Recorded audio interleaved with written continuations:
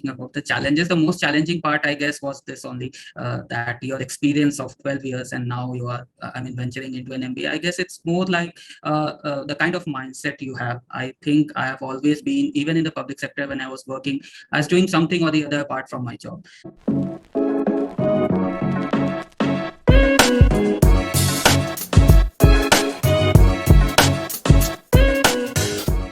Welcome, Saurabh, to the Success Story series. So before we get started, maybe if you could just give a quick background about yourself and what you do. Yeah, sure. So I'm Suman from Patna. My hometown is Patna, and I've done BTech in chemical engineering from IIT Kanpur way back in 2009. Thereafter, I switched a few jobs because it was a recession phase. I finally landed up at BlackRock. I was there for 2 years in structured finance, and then I was with ONGC for last 10 years. Wow. So close to 12 years experience. Yeah. Okay. So in ONGC, what was your job role and what did you do exactly? So I was in the procurement side. It's part of supply chain. So I was basically looking after all these, as in material and services procurement for oil and gas production and exploration business of ONGC. I was in their corporate head office for 7 years, and then I was in 3 years. Last 3 years I was in Assam. Right. So why from a corporate sector to a kind of a semi-government, you could say PSU? Yeah, PSU. Yeah. Why was that switch? Because it is normally people wanting to do the other way around. So in your case, why was that switch? Yes. So the main reason, the honest reason, was I wanted to prepare for civil services, and that's how I thought that this job would give me the way to prepare for that. As in work-life balance and all of that. So I was doing pretty well there at BlackRock, but then I made that switch at that time. So yeah. Right. So why did the thought of an MBA come to your mind? Because that's also, I believe, is a very important decision, but at a very important juncture of your life, right? So mostly after 12 years experience, you're, doing an MBA becomes more like a very big leap of faith. So what was on your mind?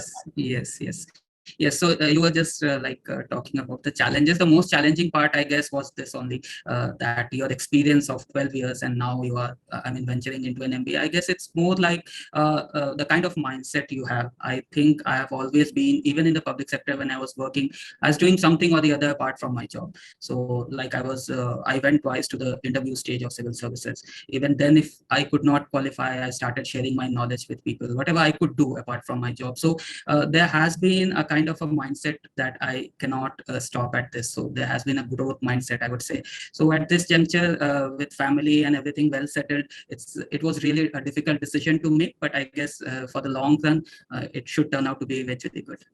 Right, I'm sure. So more from the perspective of, I think the biggest challenge in this entire process is GMAT, right? Yeah. So tell me, how did you crack that part? So GMAT, because I thought I started somewhere around 19 or something, I had this first thought of doing an MBA. So I in fact took Crackverbal, this online course and all. So I finished up with the video and everything. I got that concept, but then I was not into much of the practice. And since I had family and job, and at the same time I was transferred as well. So all of that thing actually made my life a bit complicated. So that was a phase in which I could not pursue. But then very recently, I started in December of 2021, and I happened to write my GMAT on 9th January 2022, and I got this score. I was not very sure whether I should apply it or something. I talked to a few people, then I talked to you guys, and then I just made up my mind that yes, I should give it a chance, because I just had ISB R3. I did it and it happened. So kudos to you guys. So again, big decision, R3, right? So what was going on your mind? And did you apply to other schools, or this was the only school you applied to? No, so I just applied to this school. Honestly telling you, I was actually planning to apply in the next year with this, or maybe an enhanced score. And but then because the deadline was, I guess, 30th of January.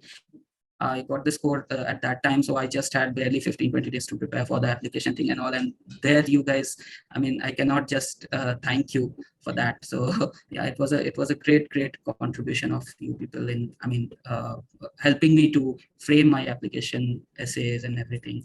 And your mock interview, I just cannot forget. So all of that thing actually helped me a lot to sail through, I guess. Yeah. Right. Amazing. So what was the score you applied with? So it was just 680. 680. Okay, great. Yeah. So, so Saurabh, we have caught you right at the beginning of your ISB journey, where you've already started the entire process right now, right? I think it's been a week since the classes started. Okay. 2 weeks. What is your feeling currently? And because it's almost like in the last maybe just 3 months, life has changed for you completely. Yeah, completely. Turned around. Completely. So what is the feeling you're having right now? I mean, I just have one word to say. It's overwhelming, and it's really overwhelming because many of the things I had to do, like I got this result on in the second week of March. I had to resign. I could not serve my notice period. I had to make all those shifts and joining ISB and all of those things. And 2 weeks into ISB journey, it has been, I cannot say it's so. I mean, coming from a public sector to this kind of a setting has been a challenge. But yes, lots and lots to learn and to meet new people, and it's really exciting, I think. Right. So are you there in the campus right now, or right now, I think till June, you guys have an online option? Yeah, so we have something called a digital head start module. They have initial 2 months due to this COVID and all. Maybe from next year, this would also eventually go away. But then till this year, they have like kind of initial 2 months is online. So in June, I'll be moving to Hyderabad campus. Right. So tell me something interesting about the cohort that you're with for the last 2 weeks. Yeah, so I mean, one thing which I saw in the whole this 2 weeks journey, that people are like fabulous. I mean, all of them are like what they say. I'm just forgetting that name. Some syndrome. It's like imposter syndrome. Yes, exactly, imposter syndrome. Sorry. So I mean, you always feel that the other guy is much better than you, but then it's so much to learn. People from all ages, all backgrounds, and the professors are awesome. I mean, they are like not because I've been in IIT and all, but then the professors were more serious and that kind of a thing. But here, like people are really good, and they make you feel comfortable. And one of the best things is like people are always there. You just seek help and people are always there to help you. Right. Amazing. So tell me something. I know, you planned it 2 years in advance, but life took its own course. And I think that is one of the major problem of most, MBA aspirants, or I would say GMAT test takers. If you had to do anything differently, what would you have done in this entire journey? Yeah. So that's what I said, that I would rather have been more planned and structured rather than just taking what you said, a leap of faith, and just at the end of it, I mean, doing it all together because I was not even very sure, to be honest, that I'd get an admit this year.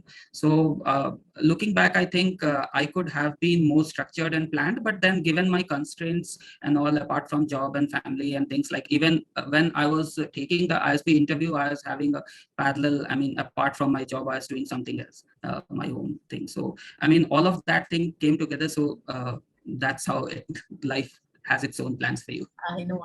Amazing. And I think all that ends well is great. So it ended well in, not really ended, I would say began your next phase of your life, I would say, in a great way. So I think congratulations again. Amazing. And, wish you all the best. I would definitely be in touch with you to know more about what's happening maybe after 2 months also, if you get 15 minutes. Sure. In fact, I would love to learn more from you guys in the terms of, because as I said, I could not spend a lot of time, just 10-15 days that time for the application thing and all.